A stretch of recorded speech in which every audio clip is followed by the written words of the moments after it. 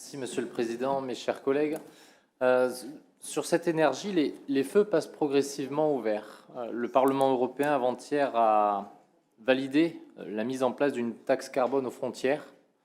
Ils ont même inclus le shipping, les fameux transports maritimes que Clément a indiqué tout à l'heure comme très très polluants. Mais ils vont maintenant être inclus dans le fameux schéma de trading des gaz à effet de serre européens, donc ce qui est, je trouve, une excellente évolution. Aujourd'hui, c'est un petit peu quelque chose d'impuni.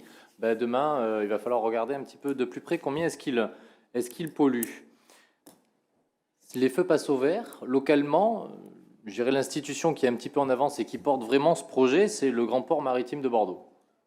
Ils ont un vrai souhait de développer et de faire un hub hydrogène, notamment au niveau de la presqu'île d'Ambès. Sur mon territoire, c'est près d'1 milliard d'euros d'investissement qui sont prévus.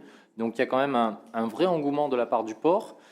Je vous l'avais dit, Monsieur le Président, lors de votre venue au PTRD de Lormont, il y a un vrai sujet. Monsieur le directeur du port était venu présenter leur projet et leur stratégie. Néanmoins, ils n'y arriveront pas seuls. Il est absolument important, vital, nécessaire, si on veut que cet hydrogène, un jour, soit créé, développé sur la métropole. Il faut que la métropole embraye le pas du port, suive également la région, pour pouvoir remporter aussi des appels à projets européens, parce que les fonds, comme HDF qui a réussi à enlever, dépendent aujourd'hui essentiellement de l'Europe. Et malheureusement, je sens que là, il y a un certain engouement de certains élus, il y en a toujours qui font exception, mais globalement, on a quand même une certaine volonté à développer l'hydrogène. Le port était le 30 mars avec une grande réunion, un atelier de tous les projets autour de l'hydrogène, et il y avait un vrai sujet autour du bas de cube, autour des bus, ce qui fonctionnait, ce qui ne fonctionnait pas. Et le peu d'élus que j'ai vus ou que j'ai croisés n'étaient pas forcément les principaux concernés. Il y avait certes monsieur Casabonne, également, mais bon, monsieur Cazeneuve, et du coup, on aurait aussi voulu voir peut-être un petit peu plus de vos élus, Monsieur le Président, pour pouvoir porter politiquement ça. Parce que c'est bien beau qu'on puisse passer des délibérations et qu'on injecte de l'argent, mais aujourd'hui, je vous l'ai dit, ce qui manque au port pour qu'il puisse aller chercher des centaines de millions d'euros de subventions, parce qu'aujourd'hui, ça se joue à ce niveau-là, ils sont bel et bien au niveau de l'État et au niveau de l'Europe. Donc il est important, Monsieur le Président, que ces projets-là soient aussi portés, selon moi, politiquement.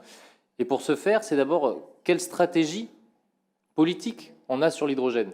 Est-ce qu'on va être un incubateur comme ça et on va proposer 2 bus à hydrogène, sachant qu'à Pau, ils en ont je ne sais combien et qu'on sait déjà que techniquement ça fonctionne. Alors certes, on va prouver aux élus que ça marche bien sur la métropole, mais est-ce que c'est vraiment un sujet que prouver technologiquement que ça fonctionne alors qu'ailleurs on l'a mis en place? Vous allez en Allemagne, vous avez déjà des trains à hydrogène, donc je suis forcément pour qu'on commence à injecter un petit peu dans notre réseau des bus, mais je pense aussi que ça doit passer par la commande publique, et ça serait notamment nos bas de cube, ça serait aussi nos bennes à ordures, ça serait aussi tous nos réseaux de bus qui sont au GNV.